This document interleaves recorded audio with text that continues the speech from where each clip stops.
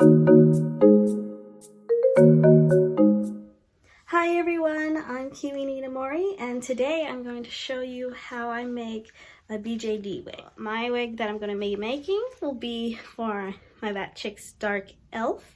His head is like 4'5" size, so this will be the tiniest wig that I've ever made, but it also means he won't use up that much material, and that works for me because I get to save on effort. I will show you guys the process, so I hope you enjoy. Okay, so here are the materials I use for my wigs. First off, you're going to need a bald willing victim here to work with that you're going to make the wig on each step of the process. And you can choose whatever fibers you want. This technique usually works with about anything. It's just the whole combing and washing thing may be different. So this is like some alpaca I bought from the Woolen Wagon, and I'll put a link up in my description. And so usually I use about 1 ounce of material for like an SD wig. Since the head I'm working on now is like 4'5", it'll be much smaller amount that I use, and I would just scale it down depending on what type of head size you have, or if it's already been combed and washed, because of course uncombed and unwashed alpaca will weigh more and you'll be paying a whole lot more, but after you've combed it and stuff, you'll have less than what you thought you could work with. For the materials for the wig cap, I usually use a knit fabric. So this is the one I'm going to use for him. It's a interlocked knit fabric. It's a very flexible, thin, stretchy, and you can see it has some ridging in there. My favorite would be the rib knit fabric, but I have black only right now. So this one is just wider bands here, and that helps capture the texture and the glue when you're doing the wig caps. And then you want to have some linen fabric, either muslin or thin cotton. And so it's practically see-through. You're going to use this on the inside of your wig to help reinforce where you put the part for the top of the hair. So you also want to have rubber bands and have some saran wrap to use so that you don't get anything on your doll. I use the saran wrap also to put my wefts on, so I have like a board that I use painter's tape with so that I can keep the saran wrap still and take it off later without residue. And so I'll glue all the wefts out on my board, and then I can use it for the wig easily. You're going to need an X-Acto knife to cut into the wig for the part, some brushes for the glues, ruler if you're trying to get all your pieces to be the same length. I usually don't measure it out too much because I like the layered look that's sort of messy and bedhead. So they don't all need to be an even length for my wefts. Bobby pins, combs, scissors, and my favorite tool, this one, is an eyebrow trimmer. So there's like a little blade on there and a comb, and so you'll go through the edges of the wig to like sharpen off the edges of the fiber, and I'll keep it from having that blunt edge of using just regular scissors. So this really helps when you're trying to go for a soft edge that looks natural and that it just grew to that length rather than being cut. And the glues I use, regular Elmer's glue for the wefts to keep the hair together, and I also use it for the first layer of the wig. Then I use Fabric Fusion to glue the finished wefts onto the wig, and it gives the wig an extra stability so that the fabric has some stiffness to it, but it also lets the cap be a little bit flexible at the same time so that you can put it on different types of heads. And then I use Mod Podge, the matte finished version, and that's going to be the multiple layers of the wig cap you'll be putting on to give it some structure before you glue on the wefts. So I'm going to show you how to make the wig, and the styling I will do off screen because I have to play around with figuring it out, but you can straighten your fiber with a tiny bangs flat iron, either before you glue on the wefts or after, depending on how you want to style your hair. It's open either way if you like it curly or straight. But I will now show you how I will do that process.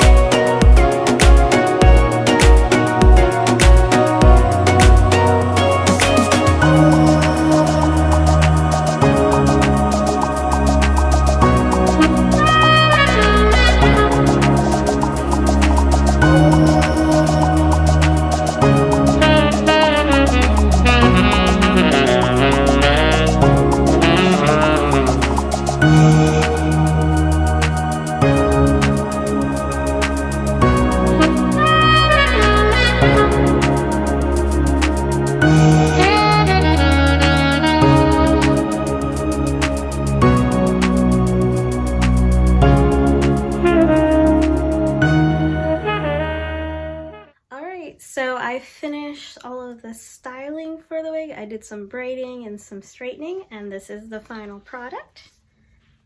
Right?